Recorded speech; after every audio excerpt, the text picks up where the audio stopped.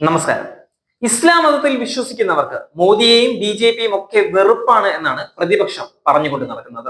എന്തിന് കേരളത്തിൽ പോലും ബി.ജെ.പിക്കും മുസ്ലിം അനുഭാവികൾ ഇല്ല എന്നും മുസ്ലിമും ബി.ജെ.പിയും ഒത്തുപോകില്ല എന്നുമൊക്കെ അടിച്ചിറക്കുകയാണ് കമ്മികളും കൊങ്ങികളും. അതിന് കാരണം മറ്റൊന്നുമല്ല, വോട്ട് എങ്ങനെയെങ്കിലും മാറ്റിയെടുക്കണം എന്നത് തന്നെയാണ്. ബി.ജെ.പിയുടെ വളർച്ചയെ എങ്ങനെയെങ്കിലും തടയണം. അപ്പോഴാണ് മോദി അങ്ങ് കുവൈറ്റിൽ പോയിരിക്കുന്നത്, ഇസ്ലാം മത രാജ്യത്ത്. കുവൈറ്റിന്റെ പരമോന്നത ബഹുമതിയായ ദ ഓർഡർ ഓഫ് മുബാറക് അൽ കബീർ പ്രധാനമന്ത്രി നരേന്ദ്രമോദിക്ക് സമ്മാനിച്ചിരിക്കുകയാണ്. വിദേശ രാഷ്ട്രങ്ങളിൽ നിന്നും പ്രധാനമന്ത്രിക്ക് ലഭിക്കുന്ന 20ാമത് അന്താരാഷ്ട്ര അവാർഡാണ് ഇത് എന്ന് ഓർക്കേണ്ട കാര്യമാണ്. കുവൈറ്റ് അമീർ ഷെയ്ഖ് മെഷാൽ അൽ സഹമദ് അൽ സബയുടെ കൊട്ടാരമയാക്കിൽ പാലസിൽ വെച്ചായിരുന്നു നടന്ന ചടങ്ങിലാണ് ഈ പുരസ്കാരദാനം നടന്നത് തന്നെ. മൊത്തത്തിൽ 20ാമത് വിദേശ അംഗീകാരമാണ് ഇത്. 1/2 ഡസൻ പുരസ്കാരങ്ങളും സമ്മാനിച്ചത് ഇസ്ലാമിക രാജ്യങ്ങൾ തന്നെയാണ്. പ്രതിപക്ഷത്തിന്റെ നാവിറങ്ങി പോവുകയാണ് ഇവിടെ യഥാർത്ഥത്തിൽ.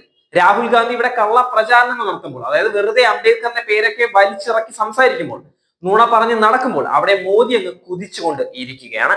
ബഹുമതികൾ വാരി കൂട്ടുക തന്നെയാണ്. രാഷ്ട്ര തലവന്മാർക്കും വിദേശ പരമാധികാരികൾക്കും വിദേശ രാജ കുടുംബങ്ങളിലെ അംഗങ്ങൾക്കും സൗഹൃദത്തിന്റെ അടയാളമായി കുവൈറ്റ് നൽകുന്ന ബഹുമതിയാണ് ഇത്. ബിൽ ക്ലിന്റൺ, ചാൾസ് രാജകുമാരൻ, ജോർജ് ബുഷ് തുടങ്ങിയ വിദേശ നേതാക്കൾക്ക് ഈ അവാർഡ് ലഭിച്ചിട്ടുണ്ട്. പ്രധാനമന്ത്രി മോദി എക്സിൽ ഇതിനെപ്പറ്റി കുറിച്ചിട്ടുമുണ്ട്.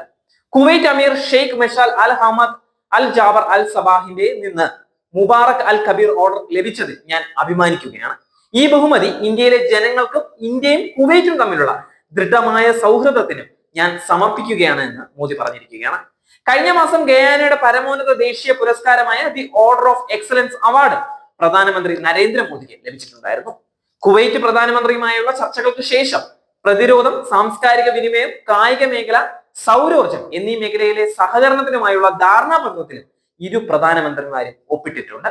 ഇന്ത്യൻ ഇതിഹാസ കൃതികളായ രാമായണവും മഹാഭാരതവും അറബിയിൽ പ്രസിദ്ധീകരിച്ച കുവൈറ്റ് പൗരന്മാരായ അബ്ദുൽ ലത്തീഫ് അൽ നസഫും അബ്ദുള്ള ദാരണും പ്രധാനമന്ത്രി നരേന്ദ്രമോദി നേരിട്ട് ചെന്ന് കണ്ടിട്ടുണ്ടായിരുന്നു. ഇരുവരെയും മോദി അഭിനന്ദിക്കുകയും ചെയ്തിരിക്കുകയാണ്.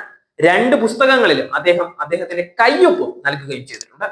കുവൈറ്റിലെത്തിയ മോദി അത് മാത്രമല്ല, 101കാരനായ മുൻ IFS ഉദ്യോഗസ്ഥനായ മംഗൾ സീൻ ഹദ്ദയെ സന്ദർശിച്ചിട്ടുണ്ടായിരുന്നു. വല്യച്ഛനെ കാണണമെന്ന് പേരക്കുട്ടി സോഷ്യൽ മീഡിയ പ്ലാറ്റ്ഫോമിൽ അഭ്യർത്ഥിച്ചതിനെ തുടർന്നായിരുന്നു ആ സന്ദർശനവും. 43 വർഷങ്ങൾക്ക് ശേഷമാണ് ഇന്ത്യൻ പ്രധാനമന്ത്രി കുവൈറ്റിൽ എത്തിയിരിക്കുന്നത്. ഇത് ഈ ബന്ധത്തെ ദൃഢപ്പെടുത്തും എന്നത് നിശ്ചയം തന്നെയാണ്.